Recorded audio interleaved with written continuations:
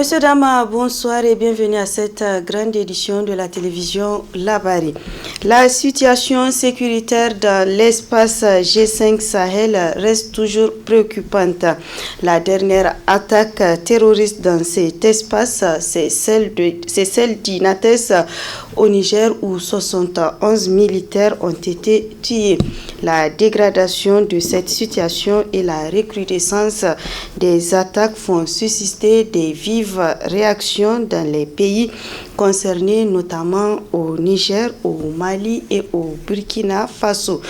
Suivant celle du député malien Oumarou Mariko que je vous propose de suivre en extrait. Pour nous, il est très simple aujourd'hui. Nos armées ne sont pas en train de se battre contre des terroristes invisibles. Nos armées sont en train de se battre contre, en réalité, la recolonisation de nos pays.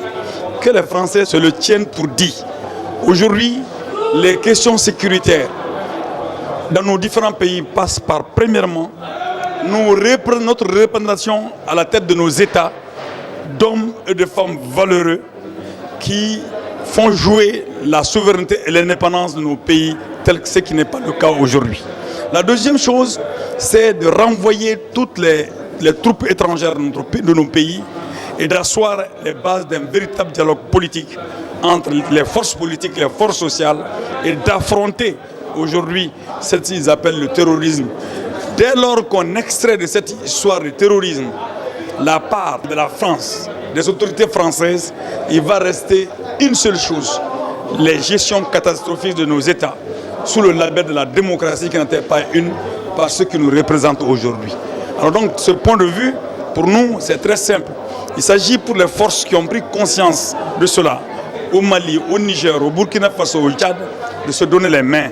De se donner la main pour construire une véritable alliance politique qui doit pouvoir faire dessiner le sort, autrement le sort de nos différents pays.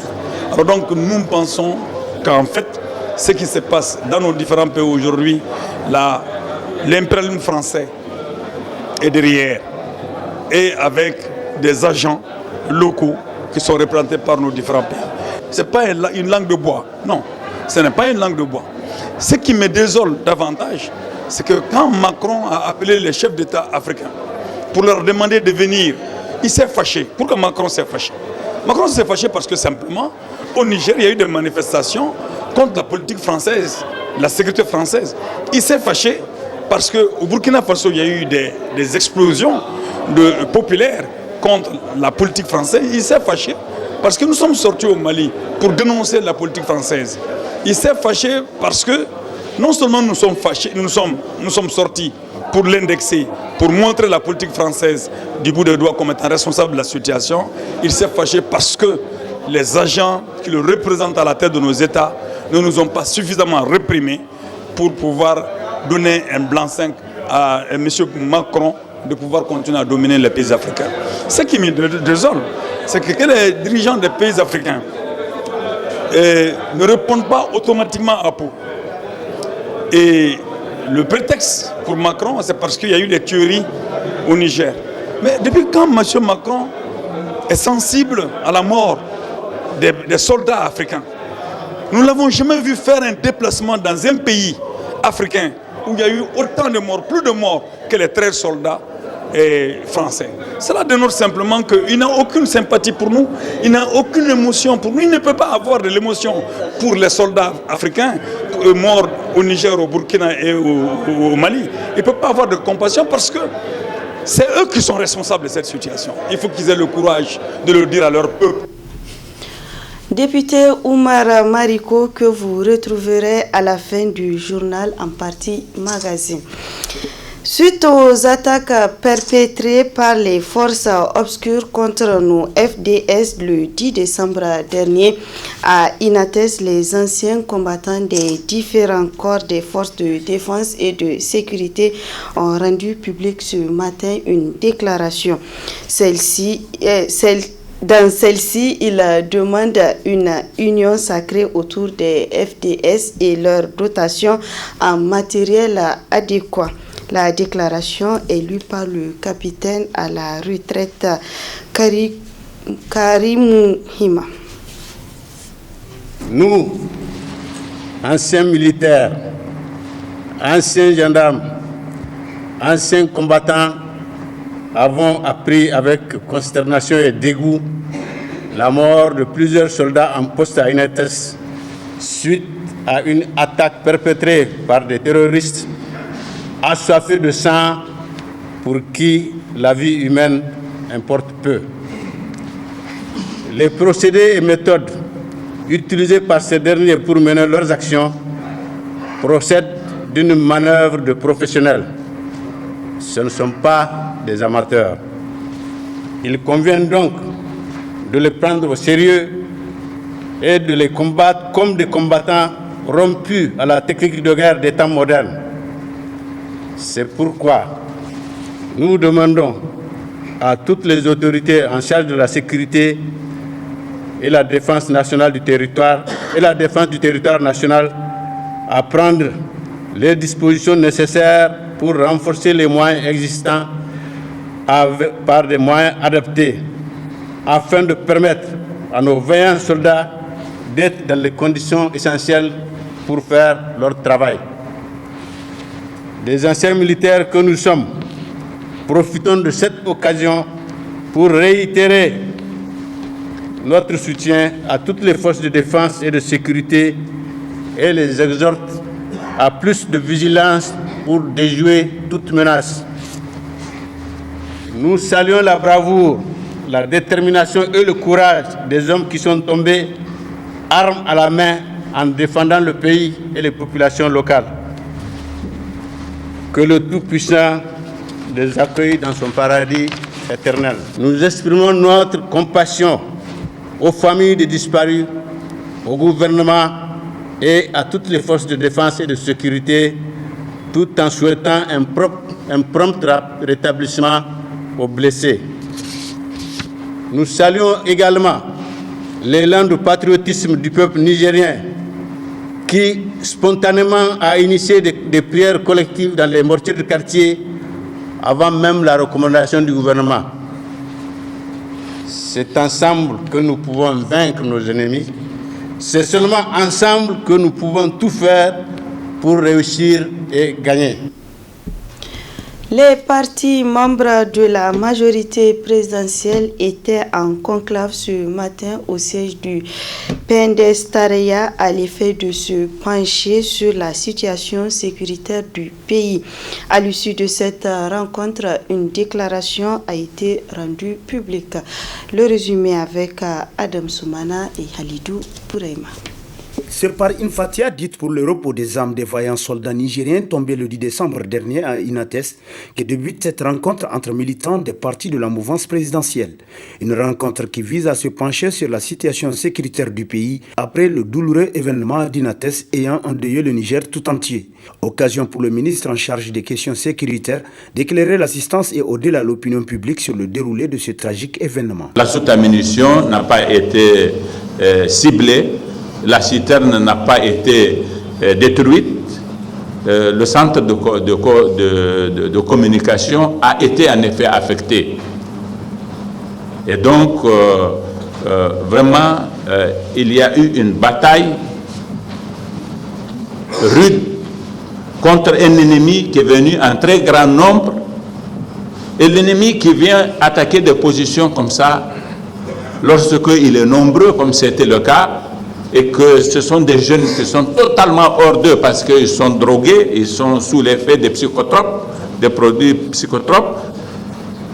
Il est normal que, sans que ça procède d'une quelconque nécessité, de façon contingente et tout à fait factuelle, tout à fait accidentelle, il peut arriver qu'on ait le dessus ou qu'on ne l'ait pas. Mais il n'y avait aucune nécessité à ce que le résultat fût ce qu'il a été, c'est très clair. Après ces éclaircissements pour couper court aux rumeurs distillées par certaines opinions, les partis membres de la majorité présidentielle ont, à travers une déclaration, apporté leur soutien sans faille aussi bien aux forces de défense et de sécurité nigériennes qu'aux forces étrangères présentes sur le théâtre d'opération. Les partis membres de la majorité présidentielle s'inscrivent en faux contre la campagne qui est développée contre nos alliés dans le combat contre le terrorisme, à savoir la France et les États-Unis d'Amérique. ces forces sont dans nos pays à notre demande souveraine. La France en particulier dépense beaucoup de ressources pour entretenir l'opération Barkhane et a perdu plus de 40 de ses fils au Mali. Il y a seulement de cela quelques jours, elle avait perdu 13 hommes, dont 6 officiers, dans un accident de ces 2 hélicoptères au Mali. Ceux qui entretiennent cette campagne contre la France veulent provoquer un ressentiment au sein de l'opinion contre ce pays. Leur malveillance est manifeste puisqu'ils recourent systématiquement à l'intoxication consistant à utiliser sur les réseaux sociaux de fausses informations, de fausses images, de faux messages vocaux, des preuves totalement fabriquées pour les besoins de la cause.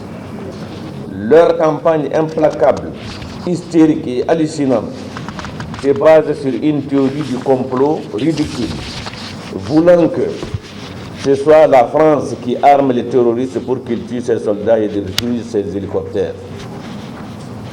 La théorie de l'impérialisme, réchauffée pour la circonstance, n'a de pertinence que pour les esprits non avertis. Ainsi, par cette déclaration, la position des partis de la mouvance présidentielle se veut on ne peut plus claire quant au bien fondé de la présence des militaires occidentaux dans cette lutte contre le terrorisme au Sahel. Ces partis réitèrent par la même occasion leur encouragement au président de la République et aux forces de défense et de sécurité, dont ils louent d'ailleurs leur vaillance. Je vous donne lecture de ce communiqué de presse de l'Ordre des avocats du Niger. L'Ordre des avocats du Niger a appris avec consternation et une très vive émotion l'attaque de la caserne militaire d'Inates, région de Tillabéri, par des groupes terroristes au cours de la semaine écoulée. Ces attaques ayant occasionné la mort de plusieurs dizaines des membres des forces de défense ont endeuillé la nation tout entière. Cette situation ne peut laisser l'Ordre des avocats indifférent. C'est pourquoi le barreau du Niger déplore ces actes odieux, présente aux familles éplorées, à la hiérarchie militaire et à l'ensemble du peuple nigérien ses condoléances les plus attristées. Implore le Tout-Puissant à accueillir les âmes des illustres disparus dans son paradis éternel. Invite le gouvernement à créer un fonds de solidarité pour soulager et atténuer la vulnérabilité des nombreuses familles des forces de défense et de sécurité qui perdent leur vie en défendant la nation. Exhorte le gouvernement à diligenter une enquête rigoureuse et sans complaisance pour, d'une part, situer la responsabilité par rapport aux faiblesses et manquements du système de défense de nos troupes ayant contribué à cette lourde perte pour le pays et d'autre part pour identifier, appréhender et juger les auteurs de ces actes dans le respect des principes fondamentaux des droits de la défense et du procès équitable. Fait à Niamey le 16 décembre 2019 pour l'Ordre des avocats du Niger. Le mouvement patriotique nigérien MPN Kishinkasa a déjà 4 ans d'existence. Occasion pour ce parti de commémorer cet anniversaire couplé à la Convention nationale hier lundi 16 décembre 2019 au palais du 29 juillet, plein à craquer. Une mobilisation exceptionnelle à la grande satisfaction des organisateurs. Compte rendu Hassan Saleh Mustafa, Sadou Doumi. À travers ces assises, le mouvement patriotique nigérien MPN Kishinkasa a fait d'une pierre deux coups. Commémorer le 4e anniversaire de la création du parti et investir son président comme candidat du parti à la présidentielle de 2021. Côté protocolaire, un balai d'intervenants issus de plusieurs formations politiques au plan national et international. Tour à tour, Ils ont tous pris la parole pour d'abord féliciter le président du MPN Kishinkasa avant de faire cas des problèmes politiques qui minent les pays africains. Quant à Ibrahim Yacouba, a d'entrer en jeu brosser un tableau sombre de la gestion des autorités de la 7e République de 2011 à 2019. L'instance statutaire de notre mouvement vient de m'investir candidat à l'élection présidentielle du 27 décembre 2020. Je remercie humblement l'ensemble des militantes, militants, dirigeantes et dirigeants de notre mouvement pour la confiance qu'ils m'ont témoignée. Je sais tout l'espoir que vous placez à ma candidature. J'en mesure la gravité. Je réalise l'importance et le poids de la mission. Je le dis parce que je suis absolument conscient que ce qui va se passer dans quelques mois dans notre pays n'est pas simplement ou seulement une campagne électorale ordinaire.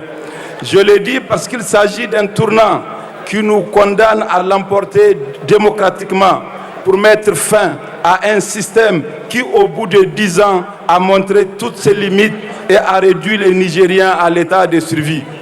Notre pays se porte mal, avais-je dit, et cela nous préoccupe parce qu'en dehors des conditions socio-économiques, individuelles et collectives devenues très dégradées, l'insécurité est devenue un péril stratégique pour notre pays. En effet, malgré la bravoure et le professionnalisme de nos forces de défense et de sécurité, force est de constater qu'aucune des régions du Niger n'est épargnée. Chaque jour, ou presque, connaît son lot de victimes civiles et militaires d'enlèvement ou d'assassinat des chefs traditionnels. De milliers de nos compatriotes ont été obligés de quitter leur terre d'attache pour se réfugier ailleurs. Ces assises du MPN Kishinkasa ont été une occasion pour les responsables des formations politiques venues du Sénégal, du Mali, de la Guinée-Conakry, du Tchad, du Nigeria et du Burkina Faso de créer un nouveau cadre politique sous-régional. Interafricain progressiste IAP pour œuvrer en faveur du développement de la démocratie en Afrique. L'IAP a vocation à regrouper pour agir ensemble toutes les organisations politiques progressistes ayant une identité africaine et ouverte sur le monde pour nouer des partenariats d'action dans le respect d'intérêts mutuels des peuples. Nous déclarons donc ceci.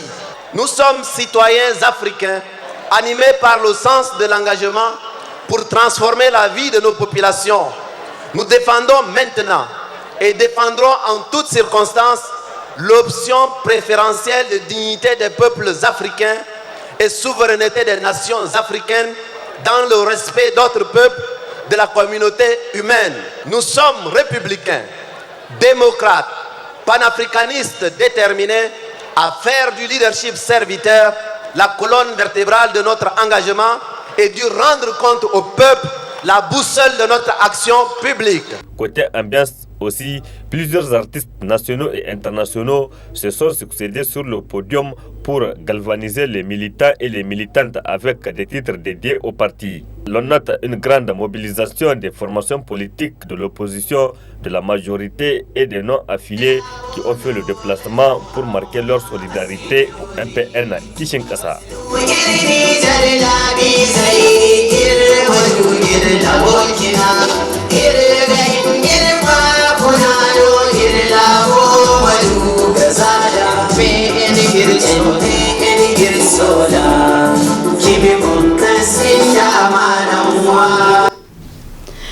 À l'occasion de la fête du 18 décembre qui sera célébrée à Tillabéri, l'agence du barrage de Kandaji a organisé ce matin à la salle de réunion du gouvernorat de Tillabéri une conférence débat. Thème principal, l'état d'avancement des travaux du programme Kandaji. Le résumé de ce cadre d'échange avec Nasser Dantofo et Chebou Gissou. Ils sont ici des 9 communes de la région de Tillabéri, impactées par la mise en œuvre du barrage de Kandaji, à prendre part à ce cadre d'échange sur l'initiative de l'agence du barrage de Kandaji autour de l'état d'avancement des travaux de ce joyau, espoir de tout un peuple. Le décor fut d'abord planté par la projection d'un film documentaire intitulé « Au cœur du barrage de Kandaji », suivi par la suite d'un exposé du premier responsable de l'agence. Le premier objectif de ce barrage-là, c'est vraiment contribuer à la réduction de la variabilité saisonnière du débit en aval de Kandaji. Le deuxième objectif essentiel, c'est accroître l'accès à l'eau pour le développement agricole. On a parlé de 45 000 hectares, on a parlé des besoins en eau des populations. Et donc ça, c'est un des objectifs essentiels également de Kandaji. L'autre objectif, c'est évidemment accroître la capacité de production nationale d'énergie, de l'énergie hydroélectrique. Pour la construction, pour la mise en œuvre, le programme est articulé, on va dire, autour de... Bon, maintenant, nous parlons de 4 composantes. La première composante, c'est donc le barrage et les infrastructures énergétiques. Il y a la sous-composante barrage et ses ouvrages annexes, donc le barrage et puis tous ces équipements qui vont avec. C'est ce qui est actuellement en cours. Ensuite, nous avons l'infrastructure énergétique. Là, c'est l'usine et la ligne de transport d'énergie de Kandaji à Gorubanda. En ce qui concerne donc ce qu'on va appeler la deuxième composante, donc le plan de gestion environnementale et sociale, nous avons là également 2 sous-composantes. Le plan de gestion environnementale. La deuxième sous-composante, c'est le plan d'action de réinstallation des populations. C'est une composante extrêmement importante puisqu'elle concerne les populations directement pour leur déplacement. Nous avons ensuite ce que nous avons appelé le pôle de croissance du développement et le développement local qui font, on va dire, une autre composante.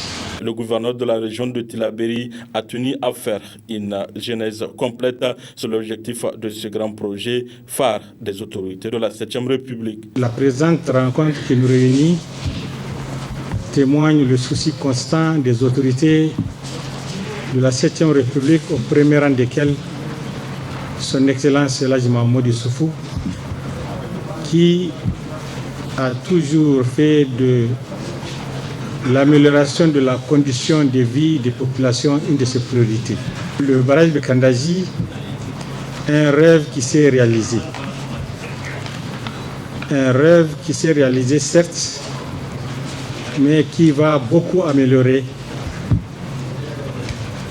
les indicateurs sociaux de base et booster l'économie de la région de Tillabéri. Ces projets du président de la République doivent être un projet pour tous les Nigériens pour qu'on puisse véritablement bénéficier de toutes ces réalisations et booster l'économie de notre pays.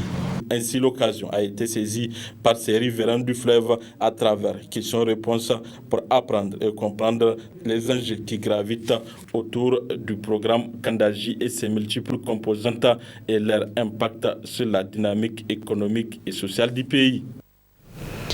Célébration ce jour de la Journée internationale de l'enseignant sous le thème les jeunes enseignants, l'avenir de la profession, parrainée par la première dame Lalla Malika Issoufou. Une journée dédiée à la mémoire de nos vaillants soldats morts pour la patrie, marquée par une prière à la grande mosquée. Compte rendu Ariata Salah et Aboubakar Souley. Cette journée célébrée à la mémoire de nos vaillants soldats morts pour la patrie a débuté par une fatia pour le repos des âmes de ces militaires. Cette célébration, dans un contexte douloureux, est dédiée aux forces de défense et de sécurité pour vaincre les terroristes. Le président du comité d'organisation et le gouverneur de la région de Niamey a chacun dans son intervention remercié la première dame Lalla Malika Issoufou, présidente de la fondation Tatalin Yalim, pour son soutien aux enseignants. Quant au ministre des Enseignements supérieurs, il a noué l'effort de l'enseignant à transmettre le savoir. Cette JME 2019, nous la dédions au lieutenant-colonel Hassan Anoutab et à ses 70 compagnons tombés sur le champ d'honneur. Nous la dédions aussi à toutes les victimes antérieures des attaques perpétrées sur notre pays par les terroristes. Cette journée a pour but de rendre hommage aux enseignantes et enseignants de tous les ordres d'enseignement, ainsi qu'aux personnes qui se consacrent à la recherche en éducation. Elle est donc l'occasion d'évoquer solennellement le rôle central des enseignants et reconnaître tous les efforts qu'ils déploient au quotidien pour préparer les élèves et étudiants à leur avenir. La première dame qui parraine pour la 8e fois consécutive cette journée internationale de l'enseignant a établi un lien entre l'enseignant et le militaire. Notre rencontre qui coïncide avec l'hommage national aux soldats tombés sous les balles assassines des forces du mal est une occasion pour faire le lien entre l'enseignant et le soldat.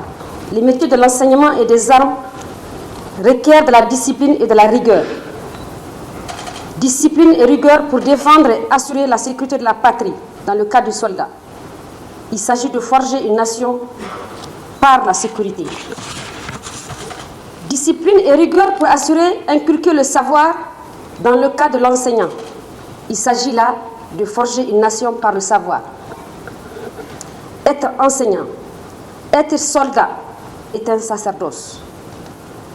On se donne pour la grandeur de sa patrie sans attendre des privilèges particuliers en contrepartie. La Fondation Tataline Yali de la Première Dame a remis des cadeaux à tous ceux qui se sont distingués dans la formation des différents corps de métier.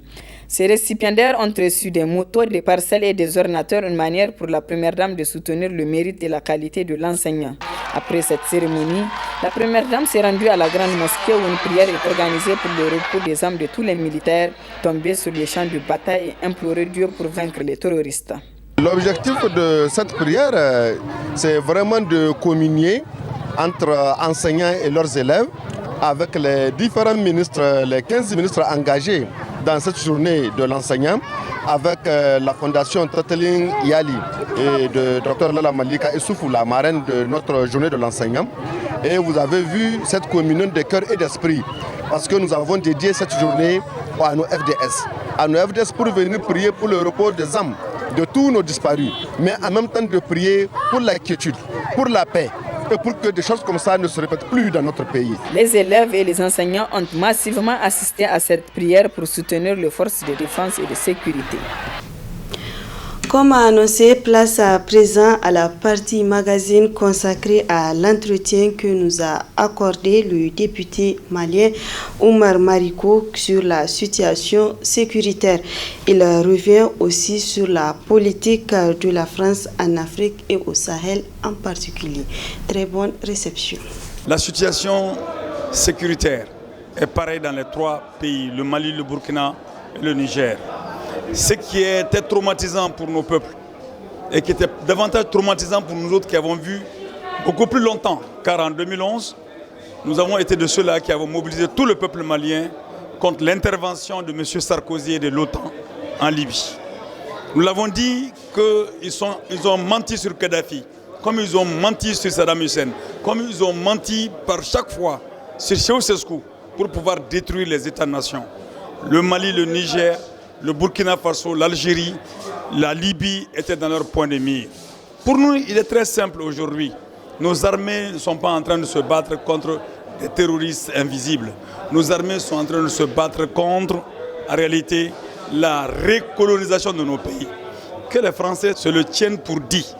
Aujourd'hui, les questions sécuritaires dans nos différents pays passent par, premièrement, notre représentation à la tête de nos États d'hommes et de femmes valeureux qui font jouer la souveraineté et l'indépendance de nos pays tel que ce qui n'est pas le cas aujourd'hui. La deuxième chose, c'est de renvoyer toutes les troupes étrangères de nos pays et d'asseoir les bases d'un véritable dialogue politique entre les forces politiques et les forces sociales et d'affronter aujourd'hui ce qu'ils appellent le terrorisme. Dès lors qu'on extrait de cette histoire de terrorisme la part de l'international, de la France, des autorités françaises, il va rester une seule chose, les gestions catastrophiques de nos États sous le label de la démocratie qui n'était pas une par ceux qui nous représentent aujourd'hui. Alors donc, ce point de vue, pour nous, c'est très simple. Il s'agit pour les forces qui ont pris conscience de cela, au Mali, au Niger, au Burkina Faso, au Tchad, de se donner les mains. De se donner la main pour construire une véritable alliance politique qui doit pouvoir faire dessiner le sort, autrement le sort de nos différents pays. Alors donc nous pensons qu'en fait, ce qui se passe dans nos différents pays aujourd'hui, l'impérialisme français est derrière et avec des agents locaux qui sont représentés par nos différents pays. Ce n'est pas de langage, ce n'est pas une langue de bois. Non, ce n'est pas une langue de bois. Ce qui me désole davantage, c'est que quand Macron a appelé les chefs d'État africains pour leur demander de venir, il s'est fâché. Pourquoi Macron s'est fâché? Macron s'est fâché parce que simplement, au Niger, il y a eu des manifestations contre la politique française, la sécurité française. Il s'est fâché parce qu'au Burkina Faso, il y a eu des explosions populaires contre la politique française. Il s'est fâché parce que nous sommes sortis au Mali pour dénoncer la politique française. Il s'est fâché parce que non seulement nous sommes fâchés, nous sommes sortis pour l'indexer, pour montrer la politique française du bout des doigts comme étant responsable de la situation. Il s'est fâché parce que les agents qui le représentent à la tête de nos États ne nous ont pas suffisamment réprimés pour pouvoir donner un blanc-seing à M. Macron de pouvoir continuer à dominer les pays africains. Ce qui me désole, c'est que les dirigeants des pays africains ne répondent pas automatiquement à Pau. Et le prétexte pour Macron, c'est parce qu'il y a eu des tueries au Niger. Mais depuis quand M. Macron est sensible à la mort des soldats africains? Nous ne l'avons jamais vu faire un déplacement dans un pays africain où il y a eu autant de morts, plus de morts que les 13 soldats français. Cela dénote simplement qu'il n'a aucune sympathie pour nous, il n'a aucune émotion pour nous, il ne peut pas avoir de l'émotion pour les soldats africains morts au Niger, au Burkina et au Mali. Il ne peut pas avoir de compassion parce que c'est eux qui sont responsables de cette situation. Il faut qu'ils aient le courage de le dire à leur peuple que de continuer à tromper leur peuple, comme ils l'ont fait. Ils l'ont fait à une époque, ils ont dit qu'ils viennent pour évangéliser l'Afrique, pour civiliser l'Afrique, pour cacher à leur peuple qu'ils sont ils sont venus dans un continent pour réprimer les gens, pour mettre la main sur leurs revenus. Aujourd'hui, sur leur travail. Aujourd'hui, ils passent par la démocratie. Comment se fait-il que c'est la France qui, chaque instant, se croit investie par le monde, par je ne sais qui, pour donner des leçons de démocratie, de civilisation, de bonne façon de vivre aux autres? Macron n'a pas été élu par les Maliens, ni par les Français, ni par les Nigériens, encore moins par les Burkinabés, mais qui s'occupe des problèmes des Français, qui s'occupe de la retraite des Français, qui s'occupe de la santé des Français. Dans une démarche de coopération, nous voulons bien, mais pas dans une démarche de venir nous piller et continuer à nous piller, nous tuer pour pouvoir construire leur paradis sur le dos, la misère de nos peuples. Alors donc pour nous, la question sécuritaire est très simple, il faut la revoir, c'est très simple, il faut la voir à deux niveaux. Le niveau national, qui traduit la démission de nos chefs d'État, de leur complicité avec le capital financier international, de leur incapacité à dire la vérité à la France parce qu'ils sont mouillés jusqu'au cou dans des sales affaires qui sont complètement contraires à ce qu'ils ont dit au moment où ils ont fait rêver des jeunes. Parce que la génération qui est au pouvoir aujourd'hui, moi je me le permets de les prendre par le nom, que ce soit le président nigérien, que ce soit le président burkinabé, que ce soit le président malien, ils ont fait rêver à un moment donné des jeunes. Ils les ont fait rêver. Ils étaient là à critiquer les dictateurs, à les traiter de corrompus, de vendus. Ils ont tout dit ici.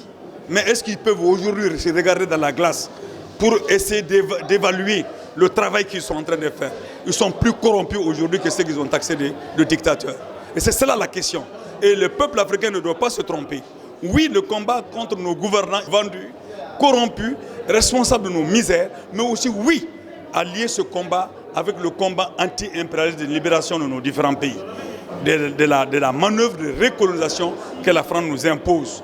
Moi, je pense que ce combat aussi est très clair. C'est un combat africain. Il est temps que les Africains se donnent la main.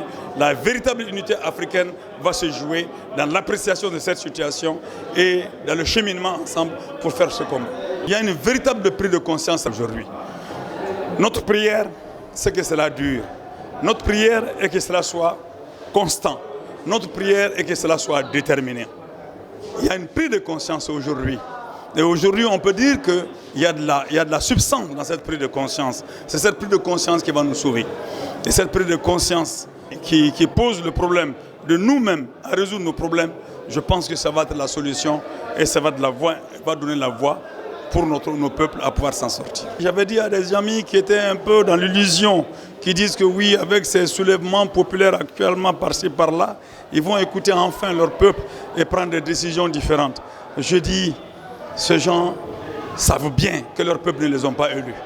Peut-être Roch, excepté Roch, parce que lui, il a bénéficié d'un départ, il a eu une mobilisation derrière lui.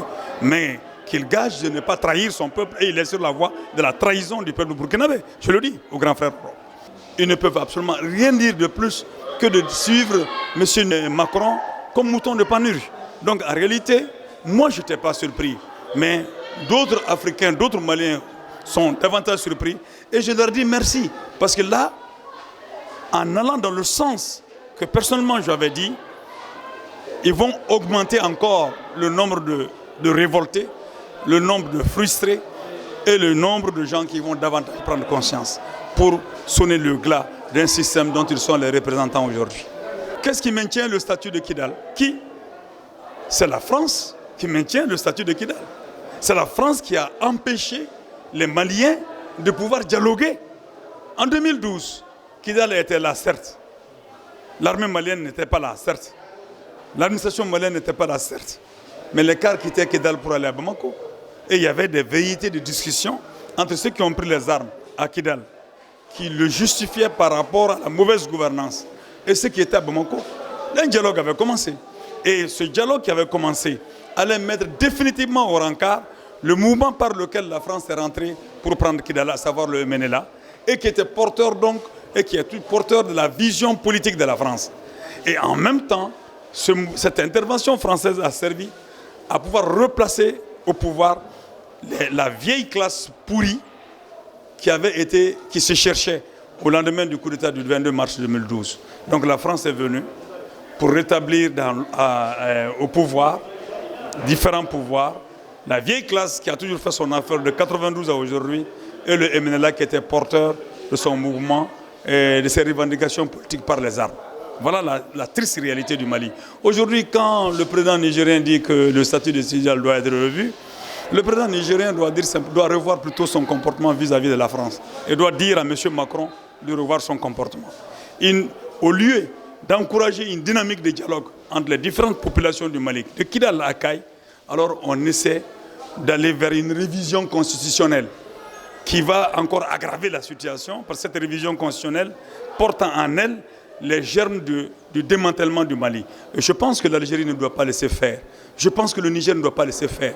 Je pense que, quand je dis le Niger, l'Algérie, le Burkina Faso ne doit pas laisser faire, le Mali ne doit pas laisser faire, je fais appel en ce moment-là aux différentes forces politiques à se donner la main pour que nous puissions barrer la route à ce démantèlement progressif de nos différents pays. Et l'Algérie n'échappera pas si jamais elle continue à croire qu'elle a une armée, qu'elle a un État, et qu'elle va résister aux stratégies de démantèlement de l'État du Mali, de la nation malienne et de la nation nigérienne.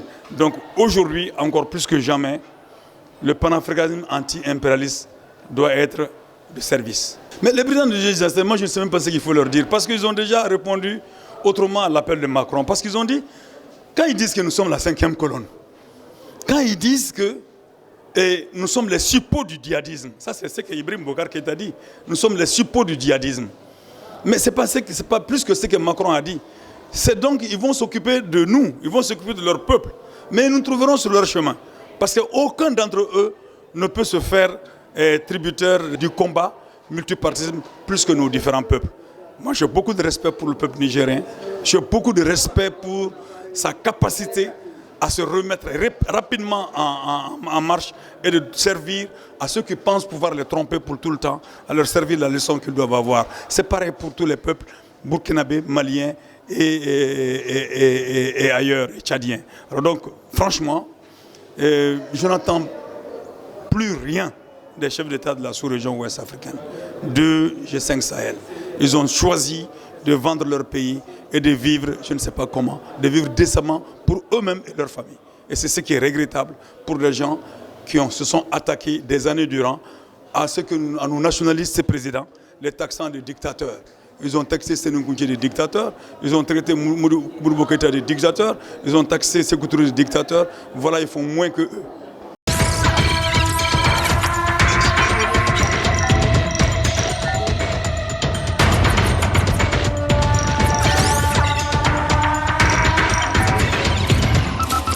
Audio